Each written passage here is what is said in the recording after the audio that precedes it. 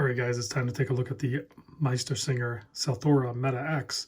This is one of the 3 awesome watches that OffDuty, that's his username, like on my Discord chat, he's part of my Patreon group, sent in. And really, even in the unboxing, I kind of dismissed this one for a little bit. I just now, when I'm starting to do more research on it and handling it, I'm realizing how cool this watch is. The jump hour feature is something, until I started playing with it, I didn't realize that, yeah, I kind of dig it a lot. So it's super watch nerdy. I get it. The whole concept of a one-handed watch and everything is like, it stands alone for sure. Now, there are some other brands out there that do it, but I don't know that too many do it to the execution that MeisterSinger does it for sure. So this is a German watch brand, and let's get into the watch size first, because it is a chunky watch, and that is okay. So 43 millimeter case, 51 lug to lug, but look at the turn down on those lugs and the awesome finishing, the polished and the brushing on it is just so well done, high execution. 14.5 millimeter thick, and as you can see, you have the screws holding the bezel down. That's usually, I don't know, I see it on some German brands for sure. Breitling does it. There's a few other brands that do it, but this is the first time I've noticed it on this style of bezel. Usually you have more of a straight flat surface for them to do those screws. So you can see here, they have to space it. They have to get it in between those scallops. So there's nothing on accident that I've noticed or compromised when you look at most German made watches. So 20 millimeter lug width, and then an 8 millimeter crown, huge crown, screw down crown, 200 meter water resist. You have a 120 click unidirectional bezel. I believe that's a matte ceramic bezel insert. Got something up there, sorry about that. That was gonna drive me nuts. Lines up good. There's a little bit of setback in it, if I can get it to line up. Kind of overshadowed or something. I don't know what that is. That's like residue from its construction. This is a brand new watch, so he had just bought this and sent it over. Let's see. I don't understand how they get the jump hour, but they either use an ETA 2824 or they'll use a Salida SW200 or something. And then there's, I don't know that it's so much modified. I mean, it's obviously modified, but there's some way they can add like another complication over the top of it, and that'll get it to do the jump hour. Jump hour meaning, see this up top. We'll do a zoom in so you can watch it happen. So the one hand that is on this watch is giving you the minutes. And so you can accurately set this. Like you can, do a really good job. There's no seconds hand, but you can get this really dialed in. Pretty dang good, I should say. And then that at the 12 o'clock, that 03, that is indicating 3 a.m. So you have the polished bezel or chamfered polished access there, leading you into the color matched, I think that's blue. It's hard to tell in this light.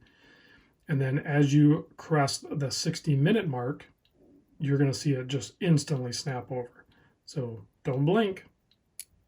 Click. Boom. Now it's 4 o'clock. So that is your 60 minutes. Boom. You're into the next hour, and it'll just do that over and over all the way through 12, and then it resets through 01, and you're back to the 01 hour. So insanely cool complication. And then the way this, I think it's slightly domed, but it's a single dome sapphire crystal.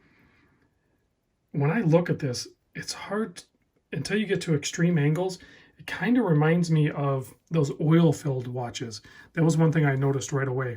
The legibility on this almost makes you think it's like oil-filled. It's not, obviously, but also I wanted to zoom back in, sorry about that, and show you how they polished and brushed the case.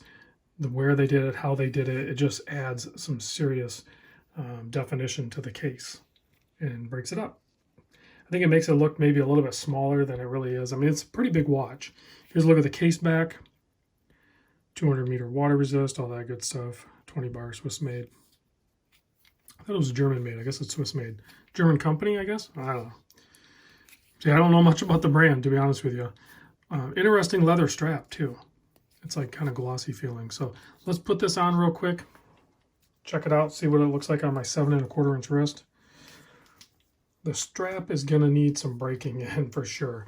This is the first time it's been on wrist though. So you can see on my 7 1/4 inch wrist, I can pull it off no problem, but you guys know I like the little bit larger watches. So, I mean, if you have like a 7 or less size wrist, then you're probably reaching max on this guy.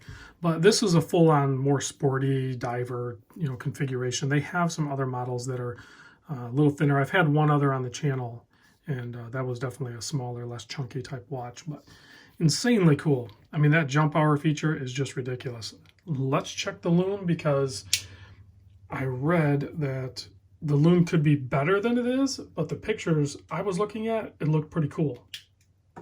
So yeah, they loomed out everything. The hand fully loomed, all of the minute markers, all of the bezel markers, the indices around the outside there, and even the hour wheel. I almost said date wheel. I'm so used to conventional 3-hand with a date, So very cool, nicely loomed. Yeah, I don't know. I mean, I guess they could have done it brighter, but I think it looks good. I don't have any problem with it. Let me know what you guys think. It's a fun complication, awesome watch. Oh, let me turn the lights back on because I don't think I talked about price. $3,500. Yikes. Yeah, so not cheap. Used market, they take a pretty big hit from what I noticed.